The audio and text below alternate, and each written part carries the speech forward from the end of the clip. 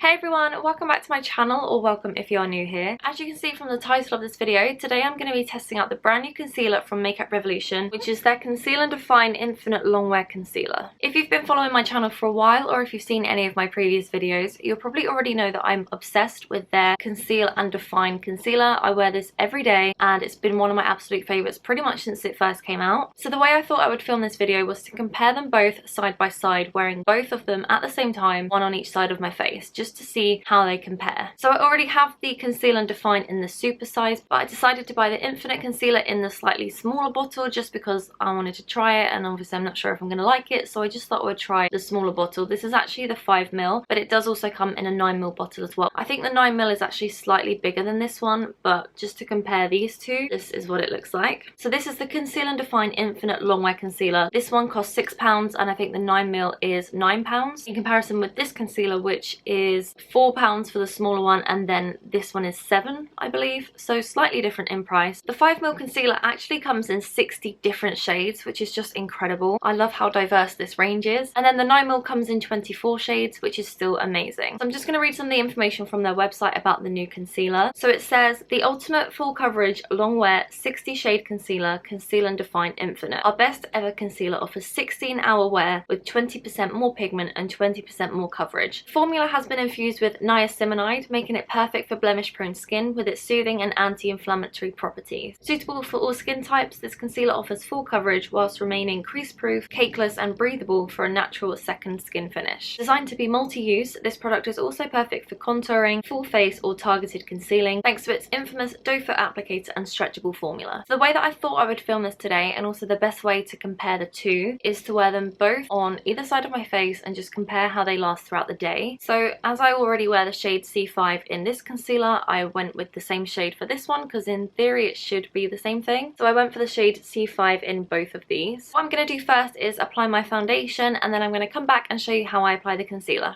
As you can see, I've just finished my foundation, and also I've brought back the trusty headband to keep my hair off my face. Just for reference, I'm keeping my makeup routine exactly the same as I normally would. I didn't use a primer because I don't usually. I just use my moisturizer. And yeah, I'm just keeping everything exactly the same as I normally would, so I can see the real full effect on my face and also see how it works with the other products on my skin. I probably should have opened this first actually. Let me just take the wrapper off. This is my skin up close with just the foundation on. So just for reference, I use my normal foundation, which is the Smashbox Studio Skin Foundation. Now I'm going to apply my concealer, and I'm going to show you the application process for both of these just to see how they compare. So first of all, I'm going to go in with the regular Conceal and Define concealer.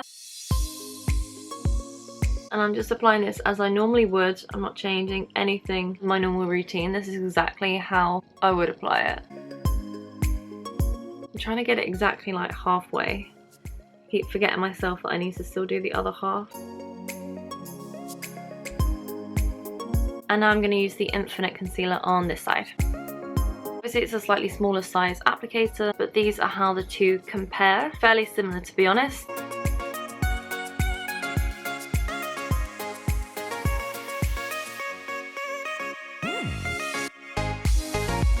I don't know how well you'll be able to see this on camera, but in the mirror it's quite obvious. They are two different colours. This side is darker, so the new concealer is actually lighter in colour than the same shade in the old concealer, which is a little bit strange. I wasn't expecting that. I thought they were going to be exactly the same considering it's the same shade. Just to bear that in mind if you are going to be trying out the new concealer, that the shade is slightly different to that of the old one, even if it's the same number. I just want to mention actually, since I've applied this one, I feel like there's a slight, not burning, but a little bit of a sensation around the edge of my nose. I don't know if that's the niacinamide ingredient starting to activate, but it just feels slightly tingly around the edge of my nose. So what I'm going to do now is I'm going to blend them both out and just see how they look.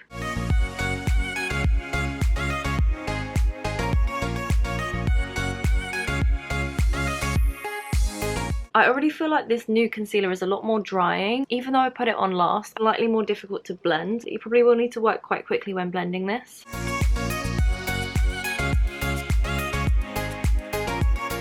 I'm finding it a little bit difficult to actually blend this into my nose. I feel like there's a line from where I applied it, which isn't great. This is my skin up close. It's fairly similar, both sides. There's not a huge difference other than the fact that they were slightly different in colour, and this one seemed to dry a lot quicker. So you just have to work it into your skin that little bit more quickly, but generally speaking, I don't feel like there's a lot of difference so far. Obviously this one is meant to last 16 hours, so I will see how it wears throughout the day. Looking at my skin up close in this mirror, I can see that both sides of my under eyes have creased slightly. I would say maybe slightly more on this side with the original concealer, but there's not an awful lot in it. Both sides have creased, but it's nothing dramatic, it's nothing really obvious, but that's just something to be aware of. So I'm going to finish the rest of my makeup off camera now and then come back and show you what everything looks like once I've set my makeup in place. So that is the rest of my makeup completed. To be honest with you, during the application stages, I didn't find that there was an awful lot of difference between the two concealers. I'd say the only main difference that I've noticed so far is because the Infinite Concealer was a little bit more difficult to apply in terms of it dried quite quickly onto the skin. I feel like it has sort of clung to the area just around the outside of my nose. If I get closer I can show you. Because it was quite difficult to blend in, I feel like if I touched it anymore it would actually be removing the concealer, so I kind of just left it. In comparison to this side,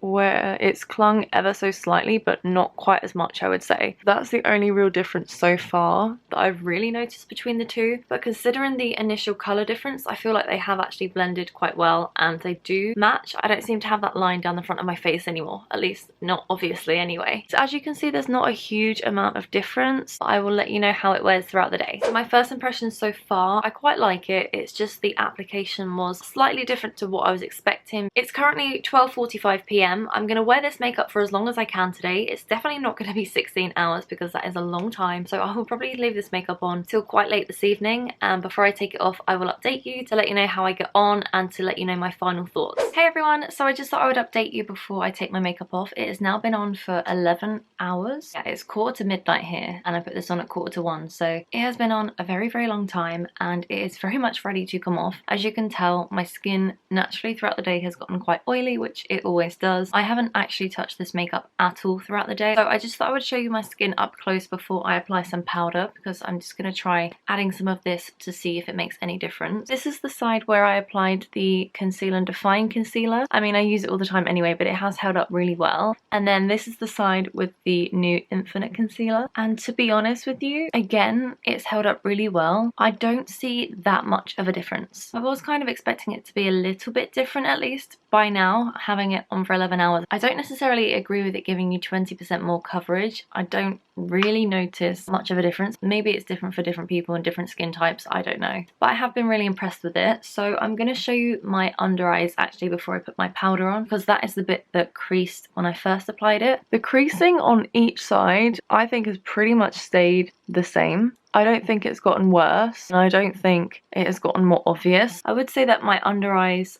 feel like, to touch, they feel quite dry, but it definitely hasn't sunk into the creases any more than it did when I first applied it, so that's great. So 11 hours later, that is fab. The other bit that I was slightly concerned with earlier when I first applied the concealer was around my nose here. It started to crack, but as you can see, it has really sort of sunk into the skin there. I'm now going to apply some powder and just see if it makes any difference to how it looks overall.